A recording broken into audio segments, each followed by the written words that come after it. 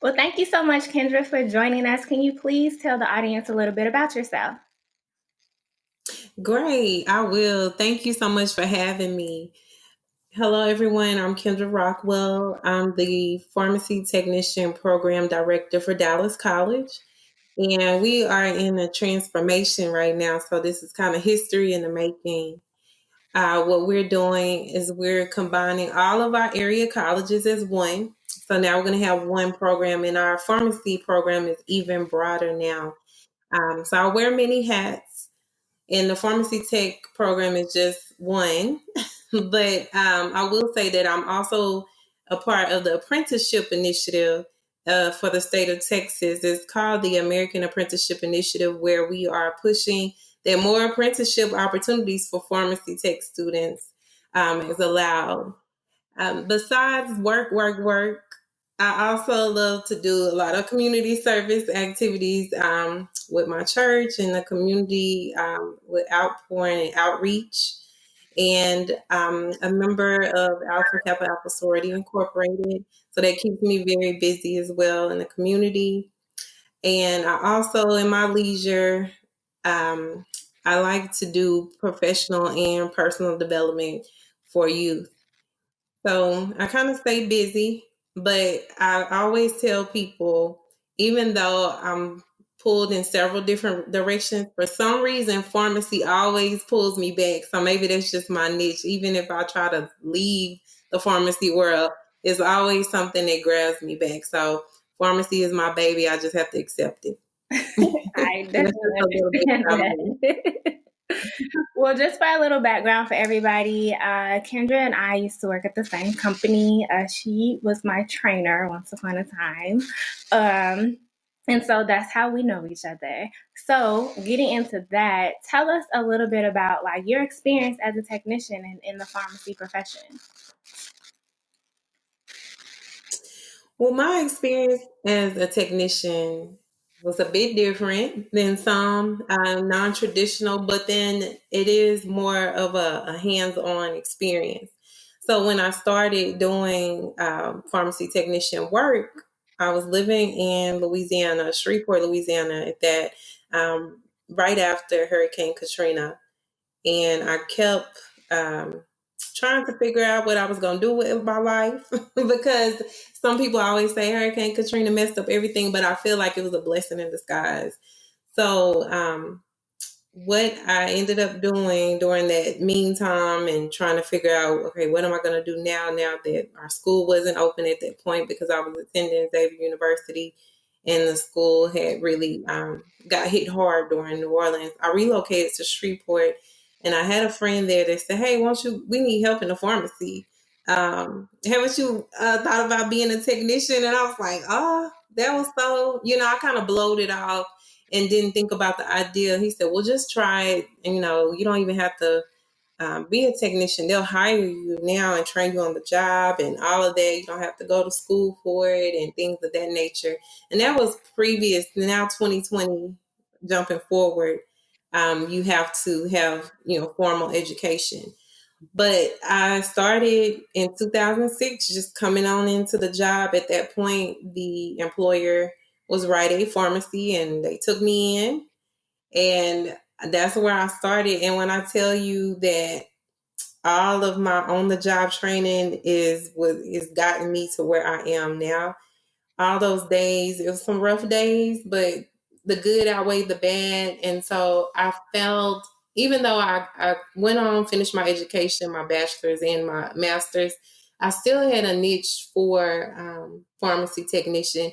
And one lady that was my mentor at that pharmacy told me, whatever you do, don't get rid of your certificate as a certified pharmacy tech. She said just don't, 'cause you never know when you need to lean back on it.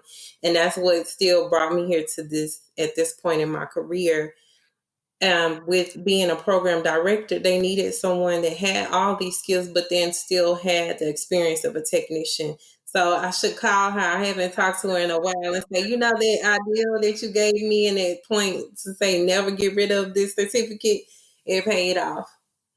Good, good. See, you guys, I was telling everybody, I mentioned before, like when I got my certificate and things, we didn't have to like go to these programs. Like I feel like everybody they kind of have it easy because they could go to a program. We have to do it on our own.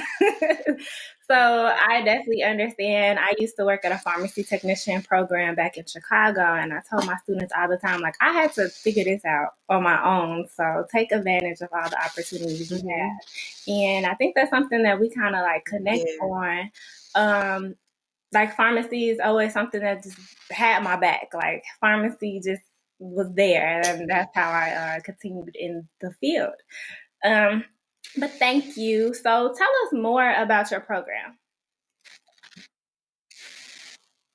Okay, well, our program is considered a fast track program, and that's because our students are taking 6 or 8 week courses back to back to back and 2 courses at the same time.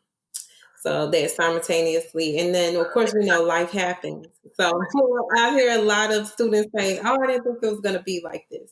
But the courses that they start off with, we do introduction to pharmacy, we do pharmaceutical mathematics, and then they move on into pharmacology, and then we do community pharmacy practice, and then because we have a community PAC program advisory committee, our program partners throughout the DFW wanted us to also introduce institutional pharmacy practice to our curriculum because of the high demand of the jobs, and also that the student, we want them to be more well-rounded. That a lot of times when people think about pharmacy, they only think about, of course, the one on the corner, right? But they don't think about all the other positions that are available that are out there. So we added institutional pharmacy practice to our list of courses. And our students take those 5 courses. Traditionally, pre-COVID, we were in the classroom 4 hours a day, Monday through Thursday. So those 16 hours a week was a lot, but we tried to jam pack it as much and make it as engaging as possible. And a lot of our students tell us now that they miss their personal touch, which I'm sure all of us do because of COVID. But now what we are doing is we have in those areas that we taught those focused objectives with each course virtually online.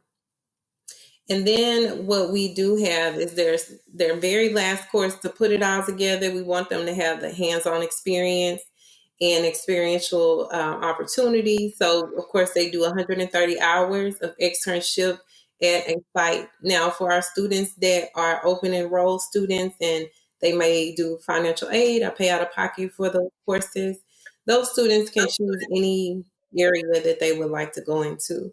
The students that may be within the apprenticeship initiative that I spoke of earlier, those students have to have a commitment, a different pathway, where because they are grant funded and in that partnership with that grant program, they have to work and become trained and do their externship as well as apprenticeship with CVS Health.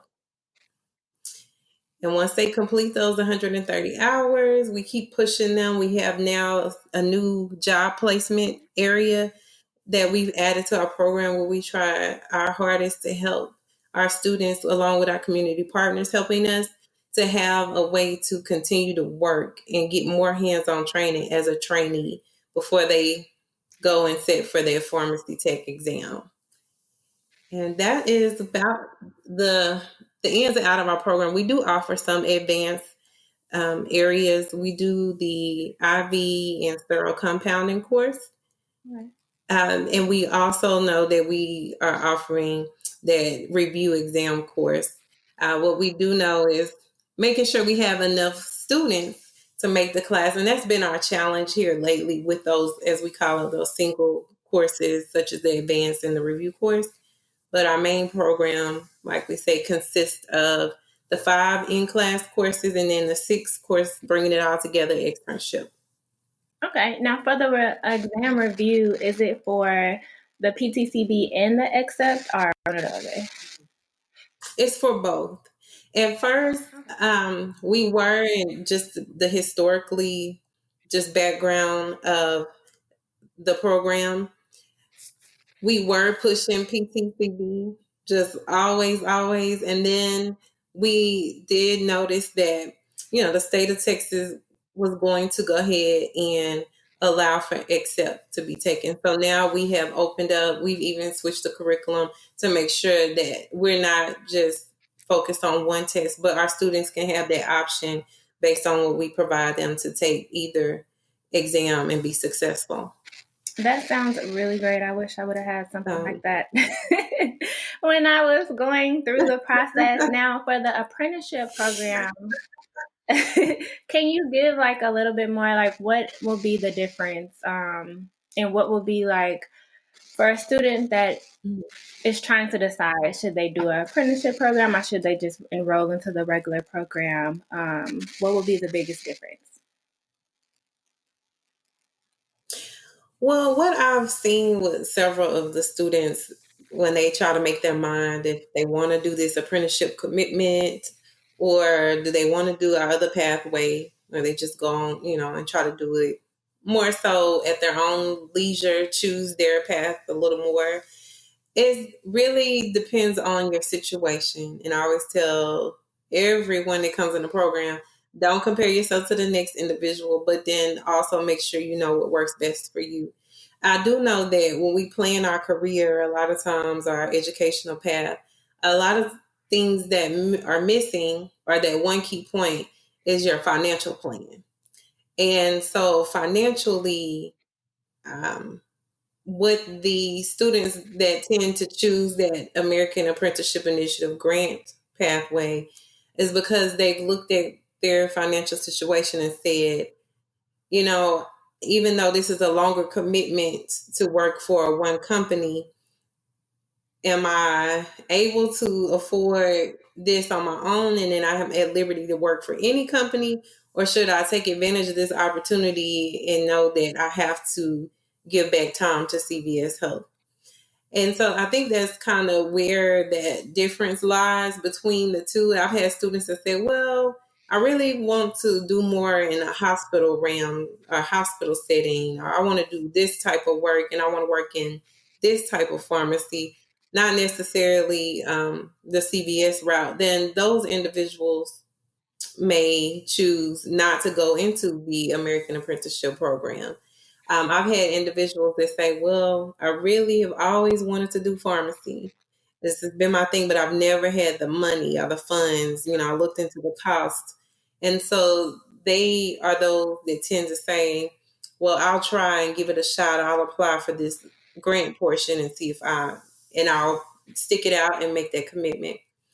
And then we have some individuals that say, well, let me try both. If I don't get here into this grant portion, then I'll try to see if I can do what I need to do. Financial aid is offered, as well as if that student qualifies for the Texas Public Education Grant, which is the TPEG that pays for 50% of your courses in the pharmacy program. So we have other options that are out there.